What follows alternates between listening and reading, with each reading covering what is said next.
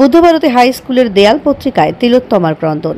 প্রতি বছরের মতো এবারও পুজোর ছুটির আগে শিলিগুড়ি হায়দারপাড়া বুদ্ধভারতী হাই স্কুলের দেয়াল পত্রিকা চয়ন ও সৃজন প্রকাশিত হয়েছে। ছাত্রছাত্রী ও শিক্ষক শিক্ষিকাদের লেখা ও আঁকায় সেজে উঠেছে পত্রিকাটি। তবে বর্তমান পরিস্থিতির প্রতিফলনও রয়েছে সেই দেয়াল পত্রিকায়। পত্রিকায় দেবী দুর্গার ছবিতে প্রতিফলিত হচ্ছে বর্তমান সময়ের অস্থিরতা। এখানে দেবী সমাজের সকল ক্ষেত্রে, ঘরে ও বাইরে কর্মরত মহিলাদের প্রতিমূর্তি। দেবীর চোখে রক্তাশ্রুতে ফুটে উঠেছে তিলোত্তমার ক্রন্দন। দেবীর কোলে শিশুকন্যাটির মুখের প্রশান্তি নির্দেশ করেছে মায়ের কোলে সে সুরক্ষিত। দেবীর চণ্ডী রূপ সমাজের অসুরদের জন্য সতর্কবাণী বহন করছে।